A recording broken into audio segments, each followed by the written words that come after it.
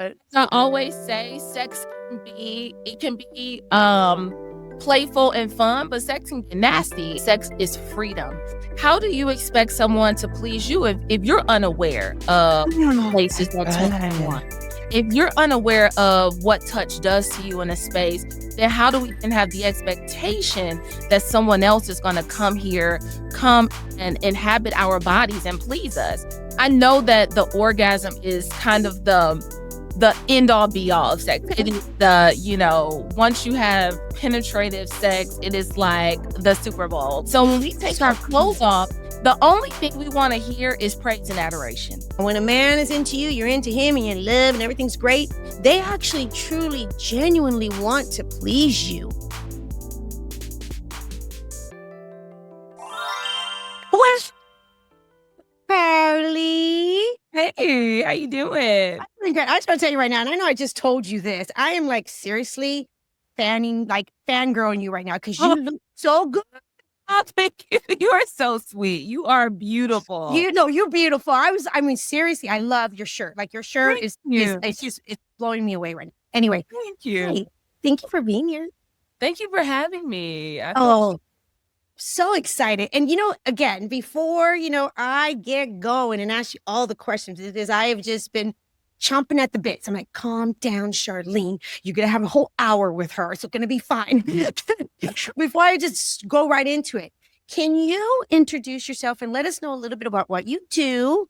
And for the listeners that are getting to meet you for the first time and see how fabulous you are, can you just give us a little bit of background? What you do and how you're doing and all the things. Absolutely. So I'm Karli Harvey Raymond. I am an international event host and MC. So I host conferences, retreats, all sorts of events all around the globe. So I'm in different countries at any given point in time.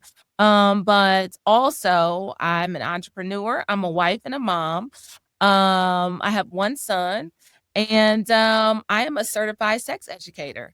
And so with that, I help women walk boldly and confidently into their pleasure so they have the sex that they truly desire and deserve.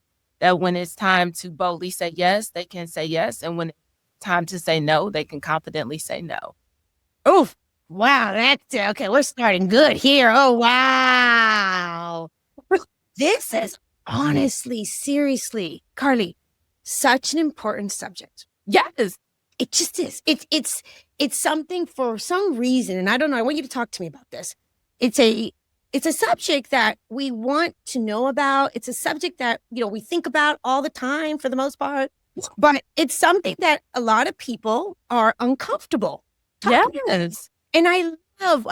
You guys. I totally stalked her, and I love how you really have a way of bringing it to the surface and making it fun and not uncomfortable. And your humor is on point. Thank you.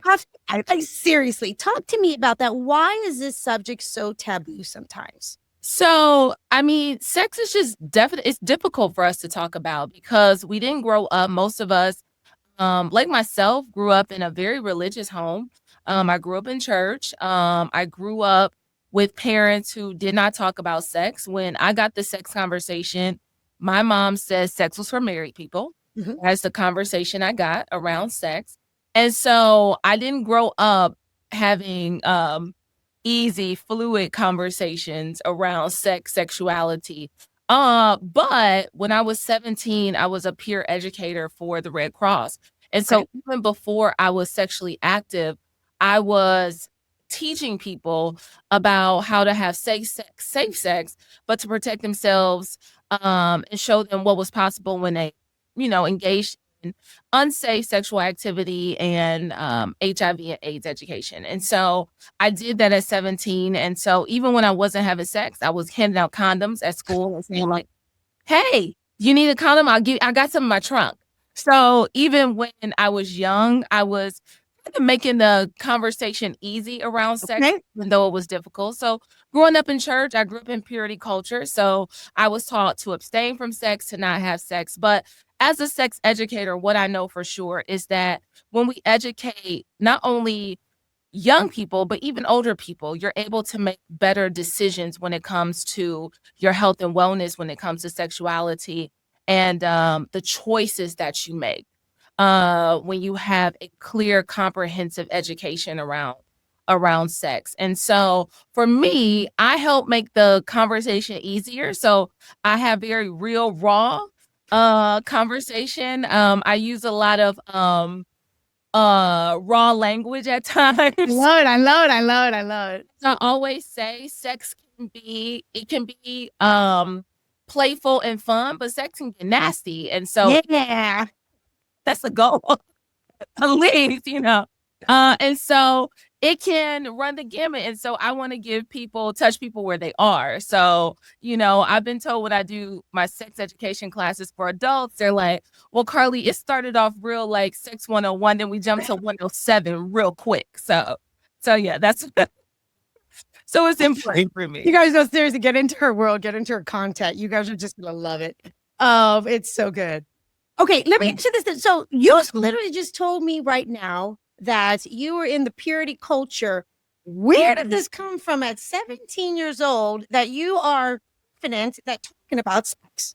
Well, that's pretty cool. You know what? Yes, take me wow. back. At that time, honestly, Yeah. I was in the church. And so I grew up with a promise ring saying I was going to wait to have sex until marriage. Okay. And then I got to college and then that changed. I was like, oh my God, you are fine. You fine. You fine. You just, I was open after that. But, honestly, I just always want to help people. Okay. So I always had pull and tug to make people's lives, help to make people's lives better. And so even when I wasn't talking about sex in the home, I was able to talk to my friends at the lunch table and ask them if they were making safe choices. And so at the time, I didn't know the impact I was having then. I just I was like, okay, this is cool. I do this on a volunteer basis. It looks really good for colleges, but I wasn't aware of the impact. After college though, when I graduated and then I went to hair school. So I became a hairstylist. Okay. And when I started doing hair, that's when I really started having deeper conversations with my clients. And so you're kind of at the forefront of people's dating lives. You're getting them ramped up to go out. And so when they would have conversations with me, I would know who's sleeping with who's going out, who's getting married, who's getting divorced. And so during that time, I felt like I was kind of on the front lines of the relationships, you know? Yeah. And so I would always talk about sex, but I would talk about relationships. And so my clients would really lean on me for support, but only when one of my girlfriends some years back had gone through a divorce and she was trying to build her confidence. And she had been with her husband for about 20 years. So she hadn't been with anyone almost 2 decades. And so the only person she had been with sexually. And so when she got divorced, she wanted to build her confidence up. And so I was giving her little tips and tricks and tools. And I would say, oh, well, think about this or maybe talk about this. And she said, you're so good. And when I would give her advice on sex, she was like, you know so much. Yeah. How do you know so much? And I said, well, it's so interesting. I said, I've always looked at this as like being helpful, but I wanted to have a greater and deeper impact on women's lives. And so when I asked her, I said, do you think I should take this class? I really been thinking about getting certified as a sex educator. She said, you should totally do it. And so really my girlfriend was kind of the push to say, you got this, that she believed in me. And there was room for me to be in the educator space when it came to sexual health and wellness. And so when I looked at that and I looked at how much she said that I changed her life, I wanted to have that same impact on other women's lives because I knew it was important because we don't understand how our sexuality can be tied so much with our confidence and how we see the world, how we show up, because sex is freedom. And so when we look at the spaces in which we're able to show up freely, then we're able to examine the places we're showing up closed off and reserved and unwilling and unable. And so, sexual health and wellness was just a vehicle and tool. It's a vehicle and tool. Yeah.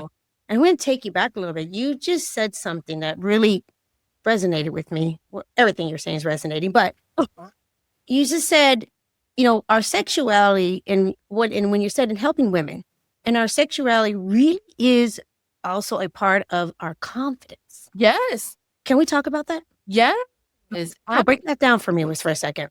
Yeah. So when I look at how women show up in the bedroom, and sometimes that also gives us a mirror into how they're showing up in their lives as well, And so when I talk to women and they say, well, when I talk about doing mirror work or looking at yourself or even thinking about self-pleasure, a lot of women are very closed off to that. They're like, well, no, why would I touch myself? I have a partner. Why would I pleasure myself? I have a partner.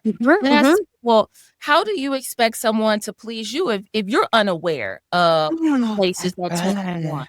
If you're unaware of what touch does to you in a space, then how do we then have the expectation that someone else is going to come and inhabit our bodies and please us? And so when we look at the longest sexual relationship we'll have is the one that we're going to have with ourselves. And so how we show up loving and kind when we have the expectations that our partners will speak lovingly and kindly to our bodies and tell us how great we look, but we're unwilling to say the same kind things to ourselves. And so when I talk about women actually looking at their vulva or examining their bodies, they're like, oh, absolutely not. I'm not. I can't. I'm not, And I'm like, well, wait a minute. You don't want to look at it. You don't want to look at your body. You don't want to touch your body. How do we then have the expectation that our partners will show up loving and kind to us if we're unwilling to do the work ourselves? Oh, where does that come from? Seriously, where does this come from? Because I work with a lot of women too. Yeah. And I'm as an empowerment coach, relationship coach, that comes up. And I'm not the expert in this field. So that's why I'm so excited that you're here today. But I do know overall that there is a lot of embarrassment, a little shame, confusion, and they have a tendency not to make it fun. Yeah. Or right? No, they're very private about it. And I understand that, sex can be private with your partner in the room. I got that. But how do you start taking off the layers for them? Where do we start here? You know what I'm saying? Like, how do we start having that conversation when women say to you, they're like, oh, no, I'm not looking at that. Where do we go here? Where do you go there? Yeah, I think, honestly, we have to think about what is actually stealing the pleasure from us. Like there's a great sex therapist, Dr. Emily Morris, and what she says is they're pleasure thieves, things that rob us from the joy of actually experiencing pleasure. And so when we think about shame, trauma, and stress, trauma, and stress, those are the things that when we are experiencing stress, we're unable to experience pleasure. So if our jobs or taking care of an aging parent is there, then we're unable to really tap into the places of desire at times. If we are experiencing some forms of trauma, whether it's childhood trauma, whether it's trauma in the relationship, there can be infidelity there in the relationship that keeps us from experiencing pleasure if we're in a partnership. And then when we think of shame, so shame is, oh, what I'm doing is bad, it's dirty, it's naughty, it's not good. So anything that we are equating with shame can take us from our pleasure. And so when we're dealing with all of those, it's hard to really tap into the inside of us and to say that I'm deserving of pleasure. My body, I get to honor my body and my spirit when I have pleasure. And so thinking of pleasure, not just in the erotic sense or the sexual sense of pleasure, but how does pleasure show up in our lives? How are we able to receive? Whether it's, I like to have candles lit, I love to take a nice long warm bath. I love to sleep in satin pajamas because it makes me feel good. Those are pleasures. When we think of exercise and diet and how we get to take care of our bodies, that's pleasure. And so when we think of all the ways in which we are unable to give ourselves pleasure, then I look at, okay, well, then it may be difficult for you to show up in another space if you think this is too much, um or no one can honor you where you are. If we don't feel good in our bodies, maybe we've gained weight or we've lost weight, whatever the case may be, it can take that away from us. And so I look at it from a standpoint of, yeah, you have to deal with some of the underlying issues, but also take pleasure in pieces. How does it I come to love that. small bites where we're able to say, maybe sex is not the thing that I'm looking for pleasure, but maybe it's more taking time for myself to read more, to listen to a podcast, to journal more, to experience nature more. Like those are pleasures, but we Yes. take those things for granted. And so I help women to not just have erotic pleasure, sexual pleasure, but also how do we tap into the other pleasures of our lives that we can take if we're not willing to do it in mass, but how do we do it in bite-sized pieces? Oh, that's really good because something that also that you just said, go back just a second, is when it comes to there's a part of pleasure that when it comes to sex too, we feel, I noticed that, the shame or I want to tell you a story in a second, or the shame, or like you said, like we don't feel that we are deserving of that pleasure. I got that. Okay. Mhm. I was away with some girls. And I'm real, I'm open. I like to talk. And especially when you have your girl time and you're alone, what I'm saying? Okay, you're like, okay, we're gonna talk. And I'm sitting there and I'm talking to a girlfriend of mine who I've known and we're having this open conversation. And I've always considered her to be, wow, a very confident, and sexy woman, and she just truly carries herself that way. Yeah. And then when we started having a conversation, we had a conversation about sex. And I said, Mama, and there's more to this conversation, but I'm just gonna get to the point. So I asked her, I said, Mama, I said, sexually, do you have orgasms, orally? Do you have orgasm, vaginally with your man? Like, what do you got? And she says, oh no. And oh no, what? And she said, I don't think women are supposed to, like, just straight. I don't think women are supposed to have orgasms every time. Oh, wow. Okay. Oh, wow. And what? And I'm like, what about? I'm like, and we were friends. And I was like, I didn't even think about that. I said, am I under a rock? To my girlfriend.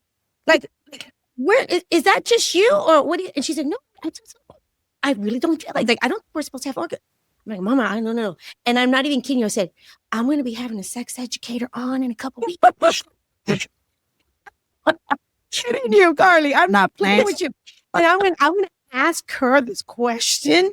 Oh my God. Why women think that that they are like, that's not the norm. Oh, wow. Okay. I don't know if you heard that. Like, women are not really thinking that they should have orgasms all the time. I mean, what do you hear? You do hear that. And okay, so as a sex educator, I know that the orgasm is kind of the end all be all of sex. It is once you have penetrative sex, it is like the Super Bowl. Like that is what, oh, dun dun dun dun, However, I look at sex as being energy and the pleasure that we get to experience, right? Okay. Now, when we think about orgasms and how there really is a gap between men and women with the orgasm gap. And so men will typically, not all the time, but studies show that men will orgasm 99% of the time through penetrative sex or through some form of oral sex. Now, with women, it's very different. Yes, let's talk about that. Only like more than 75% of women will require clitoral stimulation in order to orgasm. well, there has to be some form of clitoral stimulation in order for the majority of women to orgasm. Okay. Only around 14% of women are going to orgasm through penetrative sex. And so when we look at that, we're saying, if your friend is saying, well, I don't think they're supposed to orgasm every time, that may be because she's unable to orgasm every time. There hasn't been enough stimulation for her. She hasn't been aroused completely. There takes, 17 to 37 minutes of foreplay for a woman to even be ready for penetrative sex. Oh, stop right there. Stop right there. Just stop right there. That's good. We got to hear that. Just right. Whoop, Yeah. Hold on. Hold on. Ladies. Ladies. Yeah. We got an expert on today. Okay, listen to me. Nothing is wrong with you. This is why I'm loving this conversation. Yeah, nothing's wrong. Oh, mama, thank you so much. Okay, hold on. Say that one more time so we can really understand what you're saying. So studies have shown that women require 17 to 37 minutes of foreplay in order to be ready for penetrative sex. So some people say, okay, women need 20 to 30 minutes, but anywhere between that, over 15 minutes to 40 minutes for some people, which is like an average. So we're thinking 15 to 30 minutes of foreplay is needed. So people say to me, I do classes and they're like, Karli, that is a very long time, I feel like, you guys too. They say, Karli, what? Karli, yeah. What am I supposed to be doing? Yeah. And so I said, well, foreplay is more than just, as I like to say, during the sticking to your sexual script, which may be just kissing. You may lick the neck a little bit, kiss on the neck. There may be some breast and nipple play. Then down, and you may get some oral. You may not, depending on the night, guys. I don't know. But it depends, right? And so when we're thinking, they said, well, how long should I be? I mean, what do you want me to be doing? I said, well, we're thinking of foreplay, how the night starts or the day starts. Love that. What does that look like? Maybe your partner loves to have sex throughout the day because they're not thinking about all of the minutia of the whole life, life, and kick their butt all throughout the day. So at night you'd be like, oh, I'm too stressed. So we think about how we show up, how we talk to our partners. Maybe it's, hey, I would really love to take a long shower with you. Maybe I would love to spend time maybe just caressing each other while soft music plays. Maybe it's, hey, let's just, if it's, cold outside, let's light a fire. Let's do something where it brings us together. That's still a part of foreplay. But when we're thinking of how we're touching each other, caressing each other, slowing it down.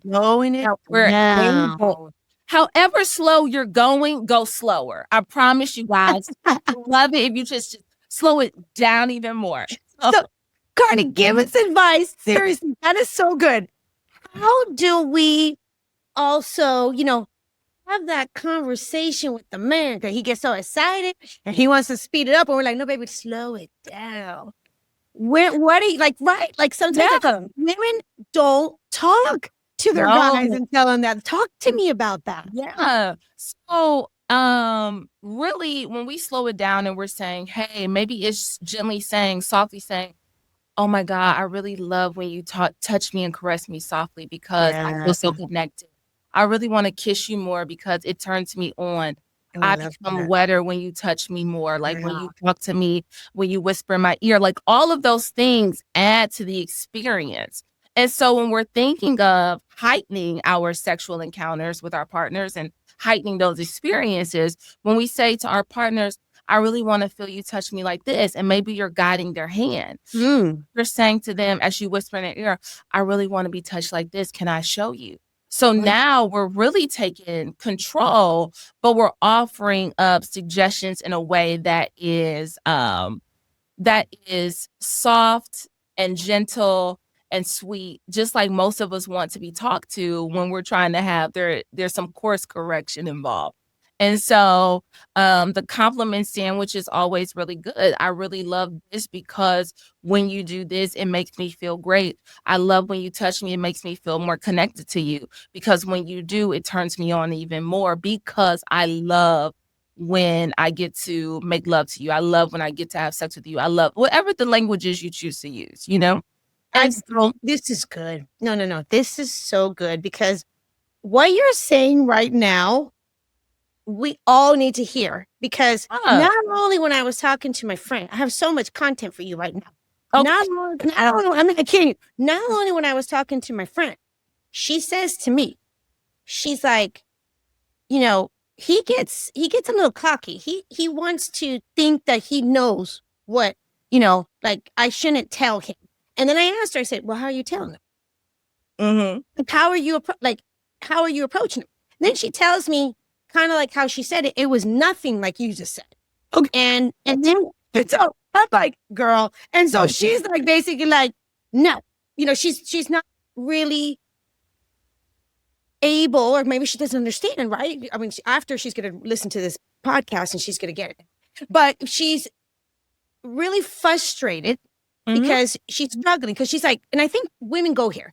Yeah. Like, they think, okay, I'm not, like, he's not knowing how to do it, but he should know how to do it. But then maybe they're not talking to him in this like, oh my God, the way that you just did it was perfection. Okay. I love how you said, I love how you were just making it positive and kind of sexy and talking to him like that. But we're not doing that. No, because we need to. Yes, the time that anyone, if we're talking about sex with our partners, we never want to do it when our clothes are off. We Okay. never There you go. That's conversation, mid-stroke, mid-lick, that, because when we take our clothes off, we're most vulnerable. So when we take our clothes off, the only thing we want to hear is praise and adoration. That is the only thing we want to hear.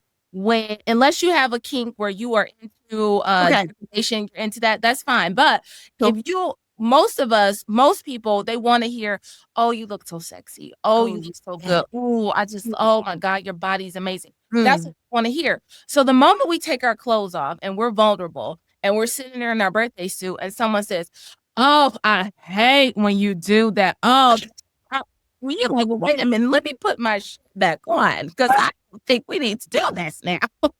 I love my girl, but she's a strong woman. I'm telling you, that's her. That was when I tell you, he is gonna, if he's here, he's going down. If you are like, oh, waterfall's ready and what, you are gonna dry up. You're like, let me put my stuff back on. Let me go home. This is not working.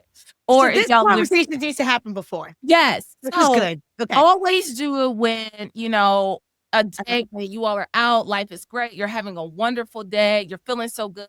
And then you bring it up like, hey, I was thinking about trying this. Or as I tell people when they take my class, I say, hey, you can use me as a scapegoat. I'm fine. Like, use me. Karli said, Karli said, I heard this. Karli said, well, if you ever feel like that, but that's the time when you're like, maybe driving the car, you're sitting straight ahead and you're like, hey, I was really thinking, I saw something or it sparked my interest. This may be something I'm into. I would love to experience this with you. I would love to have this. I would love to try this. This seems so oh, have you ever thought about this? Have you ever thought about, I get, okay, threesomes. Threesomes are really big. Like threesomes, I always get a lot of questions on threesomes or, how to approach that. So, hey, I've been really thinking like, I had a new fantasy. And so maybe you're able to talk about your fantasy. Hey, I really thought about what it would be like if we brought somebody home with us. And then, well, wait a minute. Well, whoa. Well, wait. Well, it can be something like a threesome. It can be something. I mean, it can be, incorporating sex toys. It can be anything, that is fueling your desire at that time. So it can be like, hey, I'm just thinking about this. And sometimes it's not really the act, like actually pursuing or actually putting out the fantasy. Sometimes it's just talking about the fantasy. Karli, it is a lot of times the talking. Yes. Like the stuff that I talk about privately. Yeah. Hold on.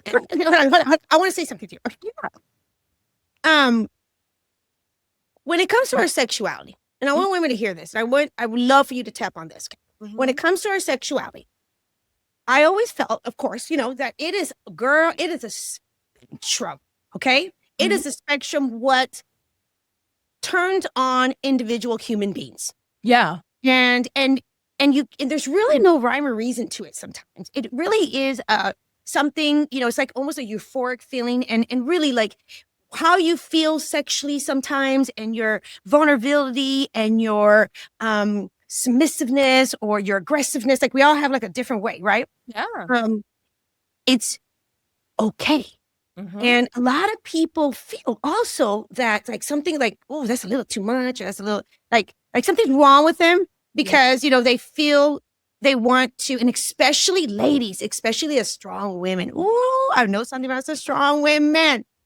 A lot of times as strong women, usually in the bedroom, and you can correct me if I'm wrong, but in the bedroom is really sometimes where we want to be able to let go more. Because we're always so strong. We're always like, but again, I want women to know whatever that is, that gets you going, that turns you on. I want them to feel comfortable, Karli, give them advice to start expressing that and explaining that to your partner. It's okay. Like, how do we get from, really talking about that kind of stuff and putting the shame and the embarrassment, like just throwing it out the door because men really embrace this. Okay. Yeah.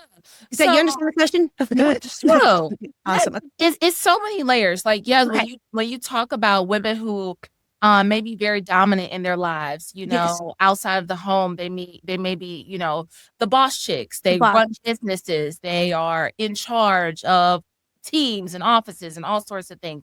And so, you do find that sometimes women who are in these dominant roles and positions, when they get home, they want to not have to think about what's going to happen sexually. They want to be dominated. They want to feel that someone's in charge in the bedroom. They want to be devoured, taken over. Like, that is a real feeling. That's a real feeling. Yeah. And so what happens sometimes, we may have these thoughts or fantasies or, oh, I have this like idea that something that's turned me on, because the things that turned us on in our 20s and 30s may not be the things that turn us on in our 30s, our 40s and 50s and 60s. Amen.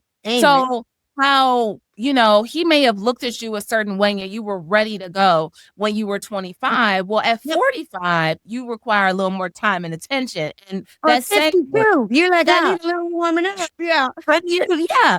It's like, I equate it to living in the cold. Like, I grew up in Cleveland. So when it's the winter, you have to go warm that car up. Okay. You gotta go out, start that engine, let it get hot, let it up. Now you're ready to go drive into the snow. That's just like us as we get older. We got to turn that engine on. We got to let it run for a little while, warm up. So when we're talking about the things that turn us on, if there's something that you're looking to do or experience, and online, like all over Google, you can find these yes, no, maybe lists. And so yes, no, maybe list is when you're sitting down with your partner, you're going to say, this is a yes, this is a absolute no, and this is maybe. I'll think about it. So the list can go from, okay, yes, I'm into anal. I want to try anal. I've never tried it. Yes, I would be interested. Maybe someone's like, oh, hell no, I'm not. Like, don't even talk about that. Yeah, talk about it. I'm not into it. Then you're saying, well, I'm really interested in being tied up. Yeah. Oh, okay. Well, what kind of ties? Are we doing ropes? Are we doing handcuffs? Then we can talk about that. Oh, I would love to play more of a submissive role, So all of these things are there for us, but we have to be willing to talk about it. Now, talking about it is not going to be easy. That's why the list comes in where they've already said it. So you're like, well, I didn't come up with this on my own. I just pulled it off the internet. It's right here that Google told me to ask. Google, hold on, lady. That's a great tip. Okay. So if they are wanting to start these conversations, okay, you literally just, what are they going to Google? Yes, no, maybe list. No. Yeah. Yes, no, maybe list. Are you kidding me? I didn't Let's see, about 50 different yes, no, maybe. They're there on the internet. I kid you not. There's going to be yes, no, maybe list. And these are things that you can use. So if you want to have that conversation, maybe you guys are going on a date and you're like, okay, this is the time. Like, This okay, is it. maybe we have a few cocktails. I'm feeling bold, or, Yeah. with courage, it happens. But they're like, okay, now the list is in alphabetical order. So you're going to go straight down. So it's going to be kissing, biting, all sorts of things are going to be on this list. Okay. And so now you have a prompt that helps you guide you through the conversation. So now this is like aiding you in the conversation. So you don't feel like you're alone or trying to make up stuff as you go. Like, oh, well, no, baby, this is the list. Or you can even take the list, print off 2 copies. And then you're like, hey, you fill out yours. I'm going to fill out mine. And then let's come together and see what matches up. Okay. And then the conversation on things that don't match up could be something you all could have a deeper conversation about. You know what I'm hearing though? Like, honestly, this is so good. I mean, it is coming down again, ladies. Communication. Yes. Oh, Karli. Yeah. It really does. Yeah. Because we have to talk about how we're changing. Like, we're not the same people. Like, I'm not the same person as yesterday. No, me neither. And so we have the right to evolve. Like, that's who we are as people. And so when we're looking at how we get to show up in our relationships, it's so important that we get to have radical honesty. We get to be fully transparent in our relationships, because when we're honest and transparent, but also when we feel safe and we feel secure, when we can be honest and transparent, that's where great sex comes from. Great sex is in the safety. Great sex is in the honesty and transparency. And so that's how we're going to unlock the new levels of what our sex could be, but also what we desire in this season of our lives. How do we want love to feel? How do we want sex to feel? How do we want our relationship to feel at this stage in our lives? And so that requires us to talk about it. It really does, because I know for me too, like you just said, it's really honest. It's common sense that we change, but it's really not common that we think about that. Like, right? You know what I'm saying? Like, when you just said it right now, it's like, yeah, that's kind of common sense. We do change. But the reality is we don't even look at it like that, as people. We're kind of like, well, this is how I was, like, let's say, here we go again. Hi, me. I'm going to be the guinea. I'm going to be the person here right now. I remember myself when I was, I have evolved as a woman. Like I just told you, I'm 52, I'm very young, very young. But when I was, thank you so much. But when I was younger, I feel like my sexuality has really changed. I've always felt very comfortable sexually. I've always been a woman that wanted to explore. I've always felt that I was like really kind of high, like really liking it. Really like it. That's kind of, been comfortable like that. And then throughout the years, I've noticed it really has changed for me. I need more connection. Yeah. I need more, I need like you said, I didn't even realize I do need all that 37, 36, whatever time, I don't have 36. I need that. I didn't necessarily, Karli, need that when I was younger. I'll be honest with you. You know what I'm saying? Like, I was a little more like, but now I actually genuinely enjoy sex more. Yeah. I feel like because I have slowed down. Yeah. More in tune with Charlene. And I like and this is what I want women to hear. Yeah. All of this is natural. It's normal. We go through all of this. When you're teaching your classes and you have these workshops, and I can imagine, when's the next one? I want to be there. This sounds so fun. Please. September 13th. Where are you? Are you in Atlanta? Yeah. Okay, maybe next time. That sounds pretty amazing, actually. That sounds really cool. But when you are there and you're teaching, these classes, what are the common things that are coming up? Like, Mama, like seriously, what are the things that are coming up that really women are like, they want to hear, or they're not really comfortable talking about it, but they appreciate it. Like, what, you know what I'm saying? Like, what's out there? Because I want the other women to know we're all in this together. Nothing's wrong with you. Karli's dealing with women all the time. Yeah. We all kind of have the same type of like. So I mean, what you find honestly is in Yeah. a lot of long-term partnerships, there's the libido mismatch. Okay. So one partner may want sex more than the other partner. You Okay. do find that. But I love to tell people you're not alone because I think the internet has us fooled sometimes to think that everyone's having all of this sex and you're missing. So, Like everyone's having all this sex and I'm not. Like, no. So the average couple okay. in the US is having sex 54 times a year or 54 times a year. So that's Or, once a week, about once oh, a week. once a week. Okay. Yep. Okay. So 52 weeks in a year, people are having sex about 54 times a year on average. So I like to say that's once a week, and that's maybe a little extra on a birthday and a holiday. Okay. Like, Okay. happy Valentine's Day, Merry Christmas, happy birthday. Like that's usually like the think about that. So And Karli, I'm gonna stop you right now. I'm just gonna go tell my husband it's not once a day. yeah, Nothing's wrong with me because I'm not one. nothing wrong with you. Most people This is our buddy. they're not having sex as often as we think they are. Okay. Okay. But Okay. that's the thing, and this is what I gather from women.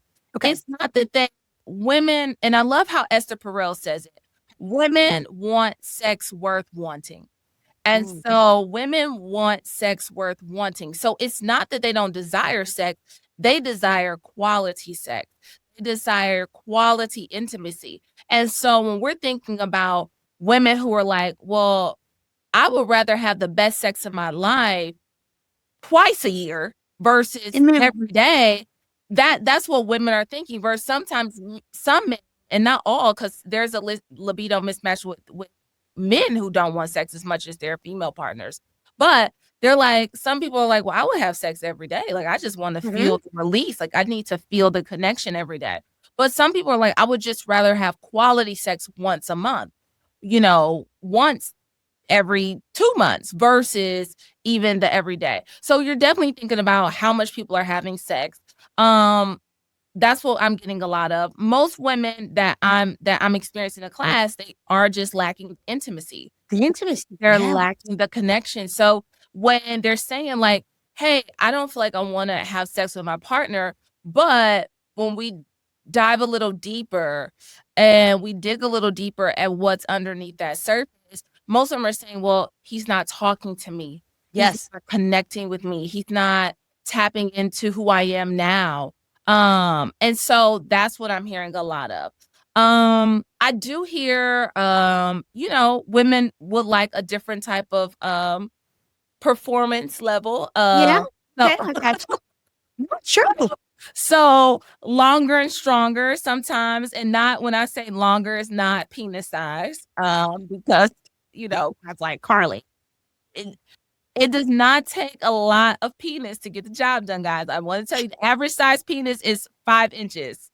That's the average. So you are fine, I promise. If you're thinking, they're not all porn stars. Right. And Yeah. so penis size does not equate someone being a great lover. And so a great lover is energy, is how they take time to actually learn your body, to learn what you like, to learn what you desire. It's not about the size. It's not. Like that is a sex myth that in order for sex to be great, there has to be a big penis involved or no. Like I love that we are literally talking about this because the misconception, because me as a relationship dating coach, I'm not even kidding you. They're like, he needs to be 6 and like tall wise, yeah. And I'm like, really?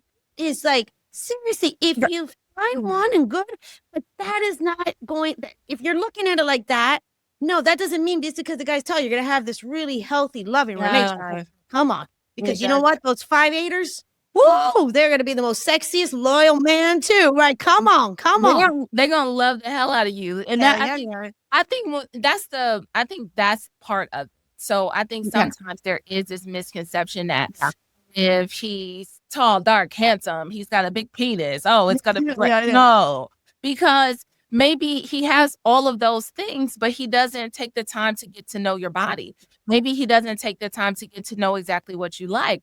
And so that comes from someone who's just ready, willing, and able to learn you and to be invested in you and the relationship. So those are some that I think size is definitely a misconception, quantity of sex, because quality will always trump quantity, quality will always trump quantity. So, thinking from that perspective, I think people just want deeper connection. Okay. And they don't really know how to express their needs, their Yes. wants, their desires. I think that's really so communication is always going to be a big thing, Okay. because we can get stuck in this script. We can get stuck what we've already done in a relationship, what's been done, who the person was when you met them, who were they? Like, Yes. oh, when I met him, he was this. Well, he's not that anymore. Yep. Is That's your true. love evolving? And so is your relationship going to evolve? And so that's how I look at it, but there are a lot of misconceptions when it comes to sex, but taking your time, actually showing up in a generous way in sex, that's giving and loving but attentive, that you listen to not only the verbal cues but the physical cues in a relationship. So when their body does something, like, are you paying attention? Are they tensing up, or are they free to release? And so we're asking ourselves all of these questions in order to have a great experience, Oh, because that's good. great sex is possible. We just have to take the time to get it. Yes. And you know what? I'm also hearing, I'm a little bit of that because if we're not communicating, then, we are leaving it, to what we think is happening or not happening, or, you know what I mean? Like, if you're not actually communicating with the person, then it's really your perception, what you think and all this, but you really don't know what's really going on in the other person, right? And the other person. And one thing I'm hearing a lot, and I don't know if you're hearing this, and you're probably hearing this more than me. When I'm working with women and we're talking about, relationships and stuff like that, often they're telling me that it's the opposite, that the husbands, like, I feel like, is there something going around in the world right now? Because I'm hearing more and more and more that it's a lot of times the man's libido is not like it was. And I don't, you know what I'm saying? Like, they're like, yeah. He was hot and heavy in the beginning, and now we've been together for a long time, and he's not really. Yeah. I mean, you do notice that, and I would say it would be great if we encourage our partners, if they're male partners, that they get their testosterone checked. Okay, let's talk about that. And so testosterone plays a major role in libido. So it plays a role in how we're showing up in our sexual lives. And so when testosterone is low in both men and women, guess what? You're not going to want to desire sex. You don't have the desire for sex. And so a lot of men, we're on a lot of men as they age, they're on a lot of medications, whether it's blood pressure, diabetes medications, antidepressants. All of these things impact how you show up sexually. And so when we're thinking about inactive lifestyle, they're not working out. Working out helps us build that confidence, but also those endorphins and all of the great chemicals that are released from exercise and working out. So when we're not doing that, and we have poor diets, we're not doing well, we're not taking care of ourselves, we may be on different medications, it's going to impact our sex drives and our sex lives. And so I would encourage you, if you have a male partner, ask him to get his testosterone checked, especially if he's over 40, because there are ways in which get testosterone injections that would actually help, and even with women, there are hormones change. So perimenopause, menopause impacts how we show up sexually. And so I have friends who are in menopause and they've actually done, or perimenopause, and they've done like either the pellets or HRT, which is hormone replacement therapy. And it's worked wonders for them. Yeah. So all of those things are great, but just think about like seeing a physician, going to the doctor, but definitely getting their testosterone levels. If you're a man and your libido has kind of gone in the dumps, so to figure out if that is either you're on some form of, maybe on a medication, maybe we need to increase physical activities and working out, but also getting your testosterone checked. Okay. I love that. So ladies, it's not you. No, it may not be me. It's not you. I mean, no, but it's not, most likely it's not the girl, right? Like, it's not like our sexual health and wellness is still, it's our responsibility. Yes. So Yes. it's not anyone else's fault. Okay. It's what are we willing to take control of? So yeah, things are happening. No, we may not be as into our partner as we once were, but our sexual health and wellness is still up to us. Like, we are responsible for how we get to show up, not just for our partners, but how do we get to show up sexually for ourselves, that the confidence is still there, that when we're able to move our bodies, we feel great. We feel Okay. great in the body that we're given. But also, like, how do I get to enjoy this when even if I'm not having sex, how do I get to show up in a way that's sexy for me? For Even me, if I yes. even if I don't have a partner, even if Yes. I don't have anyone that I'm currently having sex with. Like how, yeah. And I love that we talked about that, because that really hit me when you said earlier in the conversation, the longest sexual relationship that we're ever going to have is really with ourselves. It's with yourself. Ladies, seriously. It all truly, I mean, again, with anything else in life, it really does start within. It starts with Yes. and your man, trust me, what I've known about men, oh man, when a man is into you, you're into him and you live and everything's great, they actually truly genuinely want to please you. Yes. They truly like that actually turns them on, you getting turned on. So tap in there, mamas. Like, tap in there. Allow yourself. Listen, Karli was talking today. I love how she's talking about, having these conversations. You're complimenting the man instead of going first with the negative. You'll go with the positive. Baby, I love when you do that little kiss on my neck. That to me was so important that you said that. Because if you're in a relationship right now, right? And you guys, we're in a relationship. Hopefully we get in these relationships with our partner. We're going to change, we're going to grow, and we're going to be with them for the rest of our lives. That's the goal. I would think for the most part, when the ones that are in the relationships, okay? Yeah. If that's not your goal, that's okay too. I'm telling you, it's okay. Everything's okay. You single lady, you want to it's okay. Sometimes it's a hit it and quit it, Charlene. Sometimes and that's okay too. And that's okay. And for the ones that are in the relationships, I don't care how long you've been married. I don't care all of that. That's fine. Things can change, Karli. Yeah. Right? Talk to them about that. Yeah. You can change this up again. You can. You can. Attraction can be renewed. Like, we can have a renewed sense of attraction to one another. And so there may be times in a relationship where you don't feel the connection. Right. There's an ebb and flow in each relationship. I've been with my husband for 13 years. We've been married 10. And so, no, it's not always easy. It's not always rainbows and blue skies. Sometimes you're like, oh my God, do I kill him or no? Like, do I, like, what is it? So that's when you call your girl. You say, okay, listen, get the car, get the hat on, get the wig. We're going. Like, this is it. He's going down, girl. He's going down. I know. I have a shovel. No. I have a shovel. Yeah. No, this is the best part. This is the best part. My girls are so good. If they don't even question things, I'm like, I got a shovel. They're like, let's go. Let's get out. I'm there.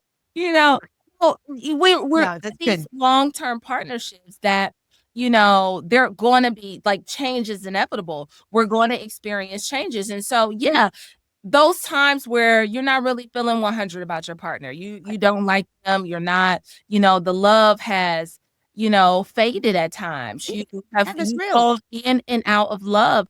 Okay. And so when we're thinking about new ways that we can find our partner attractive, maybe it's encouraging your partner, like, hey, I really love when you work out. It makes me feel good. I had a lady in my class. She told me her biggest thing was like buying her husband these tight shirts because she wanted him to get in these shirts again. And I said, well, what was your thing? She said, well, I'm real big in shoulders, Karli. I love shoulders. So she said, I would encourage him because I would buy these like tank tops, and say like, I want to see your shoulders. And he was like, I'm not wearing your damn shirt. Like, damn shirt, girl. And then she's like, but she kept buying him. And then he's like, well, let me hit the gym. And so that for her was like, oh my gosh, like this is a nudge. And it seems really small, but she said like, I'm really into shoulders. Like turned on by his shoulders. Yeah, And she yeah, said, yeah. when he's in the gym, it turns me on even more. And so her biggest thing was just buying the tank tops. Like she kept buying them. And he was like, I'm not wearing tank top. And then until finally he said, okay, let me get in the gym. Like, let me change. Cause she loves these shoulders. Yes, So yes. it seems really small, right? But that Right. was the way in which her attraction to him was renewed. She was able to feel a connection because she kept expressing, like, this really turns me on. Yeah, you have the most sexiest shoulders. I want to see them, baby. I Bring them. want to see them shoulders. Yeah. And so that's the thing. Sometimes we expect to say things one time in a relationship Okay. and then it's going to change. No. Who told you? Somebody told you something one time and you didn't like it. You were like, I ain't listen to you. I get you. But now, after time, you're like, well, they keep saying it. So maybe it's something I should consider. Yeah. So constantly have to bring, if we want change in our relationship, we have to say it more than once. We have to constantly say, like, hey, I really like this, or I really want to enjoy this. And so it can change. We don't have to be stuck. We're not trees, ladies. We can move. We can do. We can get out. We're not in one spot.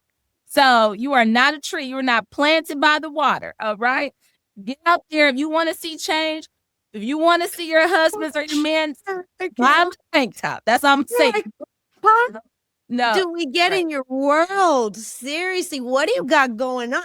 How can we take one of your classes? And on top of that, if you right now, and I am not the manager, I'm not anything like that, I'm just representing me. But if you are doing, and I just want to say this, if you're doing in-person workshops in Atlanta, beautiful. But it's not fair for us other women. And so I wonder, I'm just saying, maybe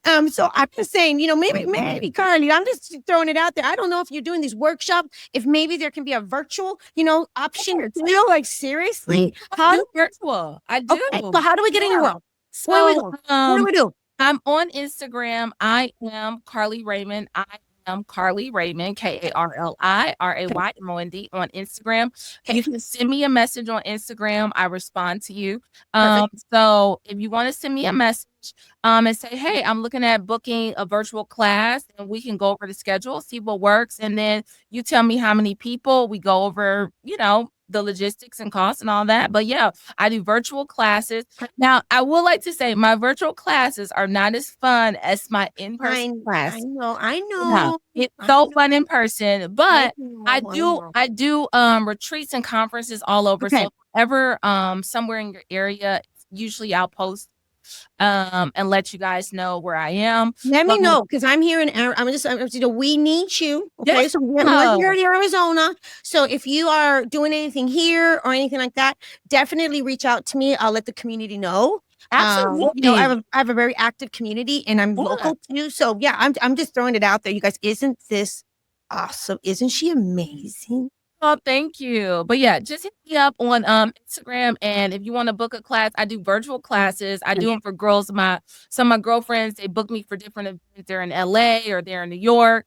And so they come together. But yeah, anywhere I am, I'm available. Like, yeah, I'm available. Now, do you also do individual coaching and work? I do. Oh, you do? Okay. I do. Yeah. Talk So about that. I do work with people one-on-one. Okay. Usually it's a month-to-month basis. So we have our own systems. We focus on the things that you want to focus on. Yeah. Yeah. And so there are numbers of homework assignments I give you. We come back. And so we do a couple calls a month. And it's really impactful. And so some people who are like, I live a very private life or don't really want to be in a group setting to talk about some things. Yeah, sure. If you're interested in one-on-one coaching or doing a virtual class, or coming to one of my in-person classes, for sure. Just send me a message and yeah, let's work it out. Ladies, seriously, that's why we're having these conversations. That's why I'm bringing on guests like Karli to break this, the what would you say, the negative part about it, I don't want to talk about it. No, that's okay. Yeah. Let's talk about it, because you know what? It's our life. It's okay. It's how we connect. Also, it's intimacy. Yes, intimacy is all. The intimacy is outside of the bedroom. Outside of the bedroom. So these conversations are so important. And I love what she said. If you are in a relationship now, and things can change, Don't. It's yeah. It's okay. It's okay. And I know some of you are like, no, you don't know my man. It's okay. Yeah, things actually can change. It can change. And they can. And change. No, seriously, I had a ball. I know that the listeners that they're listening to this right now, they're going to have so much takeaway. And I hope they are laughing and crying and just like maybe it was exactly that wake up call. They're like, okay, you're right. Maybe I got to approach my man a little differently. Maybe I got to start exploring myself. And I love that your classes will take a deeper dive in everything that we talked about. Absolutely. Right? Okay. Absolutely. Yes. Yes. So you just kind of just gave us the surface. There's so much I can tell with you. Oh my goodness, it's going to be layers. You guys, how fun is it? Let's all get together and go to her class. Come on, community. Yes, come on. I would love to community. Come on, call me up. Let's do it. No, seriously. Go to Arizona. I will come here. I love Arizona. I will host you like a VP. I promise you. I have an actual studio. So usually, and we have a studio too. So when we do these virtuals, I'm here at the studio, but my favorite is you know how you said the same thing, you're in person? Yeah. That's my heart. That's my heart. My heart is when my guests come in person because I'm all about that energy. And I like to, hey, I like it. They gotta feel you, Charlene. They have to. And they gotta feel you, Karli. Presence, girl. They got to feel you. Thank you. No, seriously. Thank you for the ball of my heart. You are amazing. You are absolutely phenomenal. I thank you for having me. I thank you for allowing me to be a part of your community. It was a wonderful experience. Oh, no, thank you. Because I feel honored that you are here today and you just shared so much joy with us and so much knowledge.